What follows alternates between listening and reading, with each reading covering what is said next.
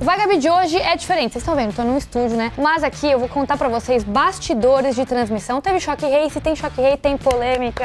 Aê! A Record me deu uma função de repórter de campo. Pra quem não sabe, o Palmeiras tá jogando na Arena Crefisa Barueri, então saí de casa lá, fui até a Arena Barueri.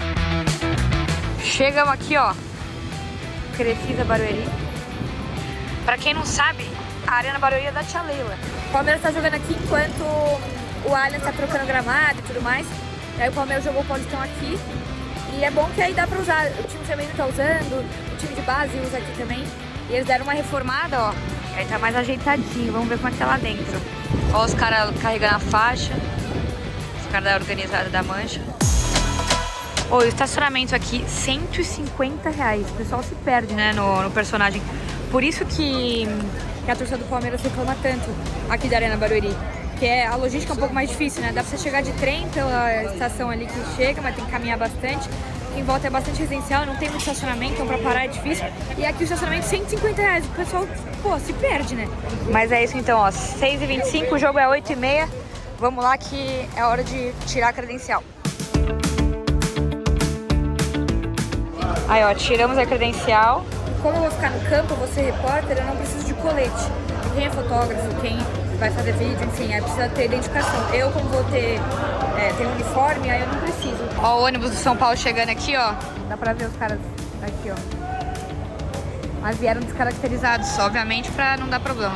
Jogadores chegando, chegou o Lucas, chegou o Caleri, chegou o Alan Franco, que tava suspenso, todo mundo entrando ali, até o Moreira apareceu, ninguém sabia que o Moreira tava no São Paulo ainda, voltou do Porto. O Alisson deu toda aquela polêmica com o Corinthians e tal, tava todo mundo junto. E o Palmeiras a gente não viu porque a gente teve que entrar pro campo, porque 7h30 a gente entra ao vivo.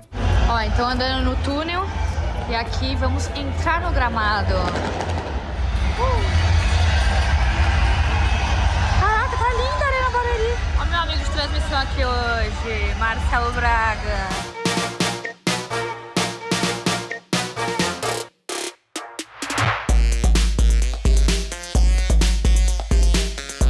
A gente monta todo o esquema ali, né? Coloca o microfone, o fone aqui e tal, pra gente poder ouvir a transmissão. O Zé Luiz, todo mundo na bancada. Então vamos lá, Gabi Martins, Marcelo Braga, ao vivo, direto do gramado. É com vocês da Arena Crefisa Barueri. Boa noite, meu amigo Marcelo Braga aqui do meu lado. A gente estava olhando, inclusive, os goleiros do Palmeiras aqui. Subiu, já começaram a aquecer um pouquinho, a gente viu a tia Leila ali, né? Inclusive o Marcelo Braga falou, ela tá até vestida de tigrinho, né, Braga?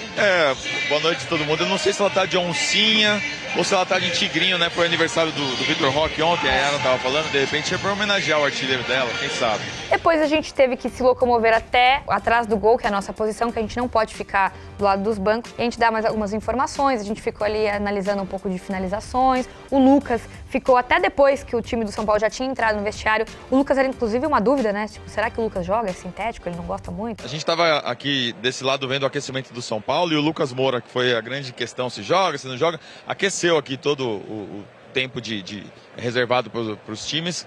Tá normal, tá? Correu. Ele treinou bastante finalização, né? Chutou bastante pro gol, cabeceou, pulou. Acho que ele testou todas as texturas do campo aí para ver se... Pra ver se o pé não trava e machuca o joelho, Deus me livre. Uma hora antes já saiu a escalação dos times. E aí veio a surpresa, Luan de titular. Todo mundo se olhou e falou assim, mano, como assim? O Luan jogou nos últimos 2 anos, deve ter jogado nem 200 minutos. E o São Paulo tava com o Danielzinho, Marcos Antônio, Bobadilla no meio.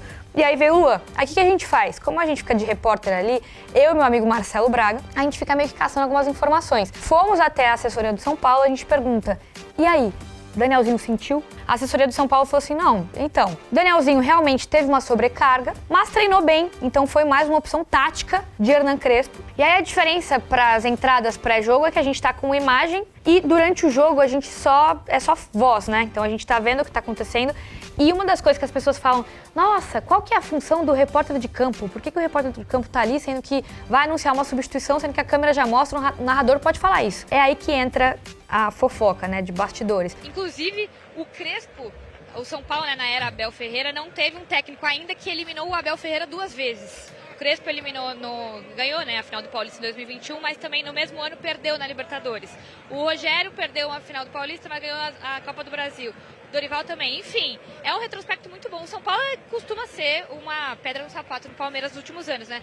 Mas nos últimos 10 jogos o Palmeiras está invicto contra o São Paulo. E é bizarro o repertório, tá? Porque é muito bom. É justamente isso, a gente tenta colher algumas informações, a gente vê alguma reação de um jogador que às vezes a câmera de transmissão não vai conseguir filmar 22 jogadores e os treinadores a todo momento. E são essas fofocas que vão enriquecendo a transmissão. Como eu falei um pouquinho, né, a Arena Crefisa Barueri tá, talvez, querendo ou não, caindo nos gostos da torcida do Palmeiras? Não sei. Obviamente, eles vão querer jogar no Allianz, mas o Allianz, enfim, não pode e tal. Só que o mais legal de estar ali na Arena Barueri é que é um público diferente. O ingresso muito mais barato, tinha ingresso a R$20, por exemplo, e é legal para poder dar chance de outros torcedores também irem, porque no Allianz é bem difícil, que sempre esgota para sócio. Tanto que tinha quase 30 mil pessoas, foi recorde de público esse ano por lá. E outra coisa, o retrospecto do Palmeiras na Arena Barueri é muito bom. E a nossa posição foi justamente na frente da organizada, né? A Mancha tava atrás da gente, então tava lotada. Fizeram uma festa muito legal, inclusive mosaico antes do jogo. Tinha o símbolo do Palmeiras ali, o símbolo do Palestra Itália ali.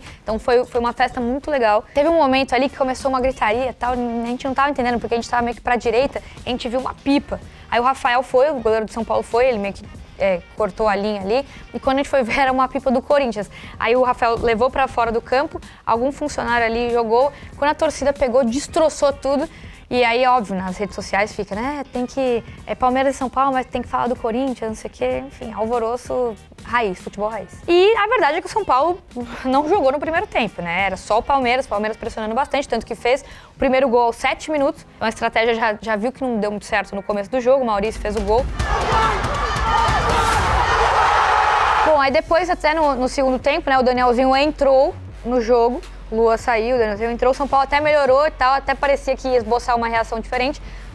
Não deu certo. Parecia que o Lucas estava um pouco não confiante, sabe? Ia com um pouco de medo e tal. Uma hora ele começou a se soltar um pouco mais no segundo tempo e tal, mas é isso, não adiantou nada, o Luciano sumido também. E aí no segundo tempo foi a polêmica. A bola do Gomes foi bem na nossa frente. O Lucas rebateu a bola, né? E o Gomes ali com o braço aberto. Foi na nossa cara, tipo assim, pô, como assim? A impressão que ficou ali era que o VAR ia chamar. Não chamou. E aí foi o alvoroço total no banco do São Paulo, reclamaram bastante e tudo mais. E logo em seguida saiu o gol do Flaco. Foi do outro lado, a gente tava aqui atrás do gol do Carlos Miguel. Fez 2-0. Pouco tempo depois saiu o pênalti no Bobadilla, que foi outra polêmica, né? Foi mais polêmico porque o sentimento que ficou era tipo assim, caraca, será que foi uma compensação ali, né? O Marlon Freitas ficou indignado.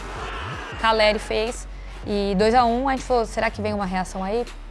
Não veio. A verdade é que o Palmeiras foi muito mais eficiente. O mais legal de estar na beira do campo é ver o calor da torcida, a reclamação da torcida. Um torcedor do Palmeiras que olhou pra mim e falou assim, ô menina da Record. Aí eu olhei pra trás assim, aí ele, quando você pegar uma água aí pra nós, traz pra mim. Aí o nosso querido câmera foi buscar, ele voltou com 50 águas. E aí eu fui, olhei pra ele, aí eu mostrei, e a água tem um símbolo do Palmeiras. Aí eu fui lá, entreguei pra ele, aí ele postou, ele falou, me passa seu Instagram. Aí ele postou um vídeo, tipo, eu fui ver agora, ele postou um Reels assim, ô menina da Record, muito obrigado pela água. E ele tá mó feliz com a água que tem o símbolo do Palmeiras. Então essas coisas são muito legais, que a torcida fica muito próxima ali.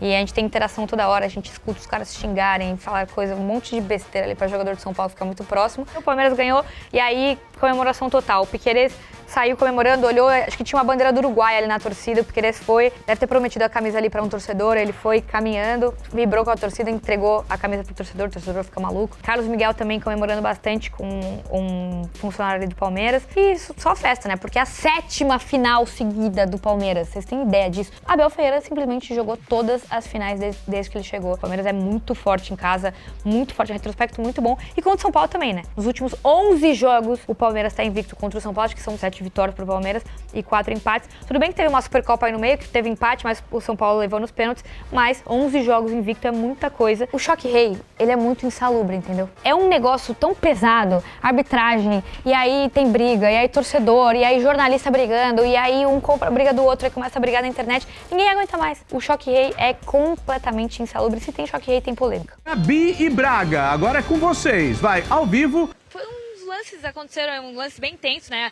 A arbitragem foi bem contestada.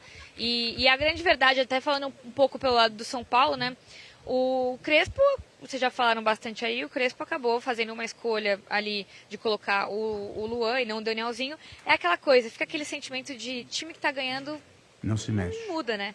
Os jogadores do São Paulo ali saíram meio de fininho, enfim, não tinha o que fazer, né? 30 mil palmeirenses gritando, torcedor do Palmeiras comemorando, todo jogador, enfim, todo mundo muito feliz. Nessa transmissão a gente não tem zona mista, né? Eu passei ali onde alguns jogadores do Palmeiras estavam dando entrevista, o Maurício dá entrevista pós-jogo. Aí tem a coletiva do Crespo, a gente conseguiu entrar um pouquinho ali na coletiva do Crespo, onde se perguntou muito sobre Luan, porque o Luan estava, Danielzinho não tinha condição de jogo. Ele fala, né? Ele deu algumas respostas, falou um pouquinho que o Danielzinho não estava 100%, mas, obviamente, a torcida do São Paulo reclamou bastante, que é aquela coisa, né? Será que tinha que mudar? Será que se o Danielzinho não estava 100%, por que não colocar ele no começo e tirar ele no meio do jogo, quem sabe? Acho que a torcida do São Paulo ficou muito brava com a arbitragem, porque tem um histórico muito grande de problemas de arbitragem nos últimos confrontos com o Palmeiras. Mas não é justificativa também. A estratégia do Crespo não deu certo, o Palmeiras foi mais eficiente, ponto final. Palmeiras, 7ª final seguida, como eu falei. Não tem como contestar isso. E esse foi um Vagabi diferente, porque é legal trazer alguns bastidores também. Eu estou sempre em estádio, trazendo bastidor de torcida, do que tá acontecendo e tal, mas pra vocês descobrirem um pouquinho também como que é trabalhar como repórter de campo.